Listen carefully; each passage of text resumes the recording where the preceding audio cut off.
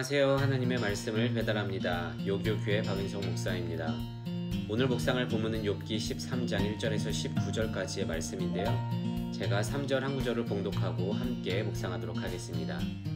참으로 나는 전능자에게 말씀하려 하며 하나님과 변론하려 하노라.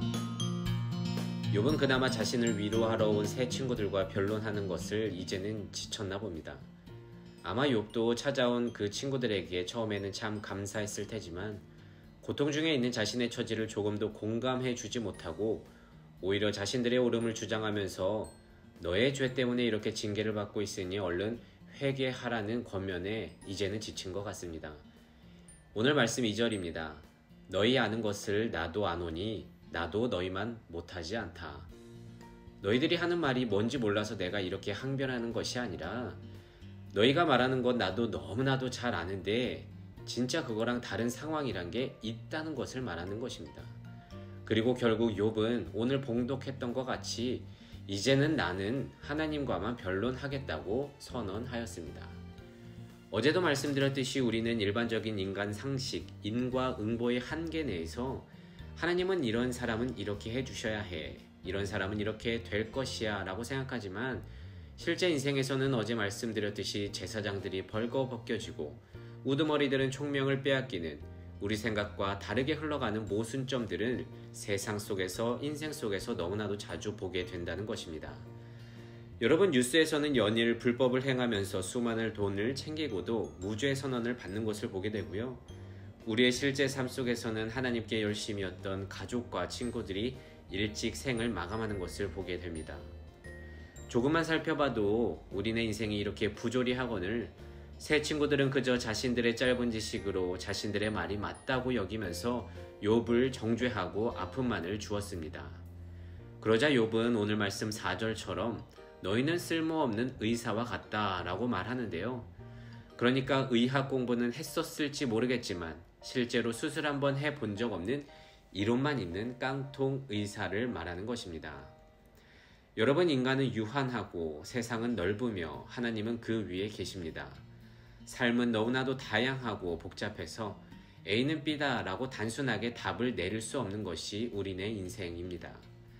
저도 신학교에서 신학 이론을 열심히 배우면서 말씀을 열심히 연구하고 노력했지만 목회 현장은 그 이론을 뛰어넘어 실로 우리의 입장에서 판단하기 어려운 일들이 얼마나 많던지 이 목회를 하면 할수록 할 말은 없어지고 내 자신이 얼마나 초라한지 매일 느끼면서 살아가고 있습니다. 어쨌든 욥은 이제 친구들과의 변론을 뒤로 하고 오직 하나님과의 대화만을 하겠다고 말을 하였습니다. 그런데 여러분, 이게 맞는 말이죠. 인간의 위로는 한계가 있습니다. 물론 사람을 통해서 잠깐의 안정을 얻을 수는 있겠지만 문제를 궁극적으로 해결할 수는 없다는 것, 여러분들도 너무나도 잘 아실 것입니다. 하지만 여전히 지금도 내 얘기를 들어줄 사람들을 찾으러 다니면서 잠깐의 위로에 취해서 전혀 내 사정을 하나님께 기도 올려드리지 못하는 분들을 많이 보게 되는데요. 부디 인간의 위로에 목매지 마시길 바랍니다. 작가 정주영 씨는 아무리 친한 사람이라도 중요한 고민은 나누지 말라고 합니다. 당신이 문제를 알려주면 그 사람은 그 재료를 언젠가 써먹을 뿐이라는 것이죠. 또한 어느 조사에 따르면 누군가에게 나의 고민을 털어놓았을 때 반 이상은 관심이 없고 3분의 1은 당신의 아픔으로 인해 오히려 속으로 쾌감을 느낀다고 하는데 참 씁쓸하지만 이게 인간이라는 거예요. 하지만 우리가 믿는 하나님은 절대 그런 분이 아니라는 것을 성경을 통해서 알고 있습니다. 얼마나 우리를 사랑하면 독생자까지 내주시고 몸소 십자가에서 고통을 당하셨겠습니까? 그렇다고 오해하지는 마세요. 인간의 위로가 필요 없다는 게 아니라 한계가 있다는 것입니다. 나의 문제로 한계가 왔다면 이제는 더 이상 인간에게 가지 마시고 하나님께 털어놓기를 진심으로 소망합니다. 그리고 이전 큐티에서도 말씀드렸지만 인간에게 있어 진정한 위로는 기도와 공감입니다. 먼저는 그들을 위해서 전심을 다해 기도해 주길 바랍니다. 그리고 상대의 문제 앞에서 공감해 주시길 바랍니다. 그렇구나, 너는 그렇게 생각하는구나 하고 상대방의 생각을 인정해 주세요. 만약에 그게 아니라면 한마디 하지 않고 그냥 옆에만 있어줘도 됩니다. 나의 짧은 지식으로 함부로 판단하고 입을 놀리는 돌팔이 의사가 되지 않기를 바랍니다. 그래서 욥기를 묵상하면 할수록 깨닫는 것들이 있습니다. 첫 번째는 사람은 결코 위로자, 문제의 해결자가 되지 못한다는 것입니다. 그리고 둘째는 내가 이 세 친구들과 같은 모습을 하고 있지 않은지 되돌아보게 된다는 것입니다. 특히 저는 이 부분이 내게 제일 다가오는데요.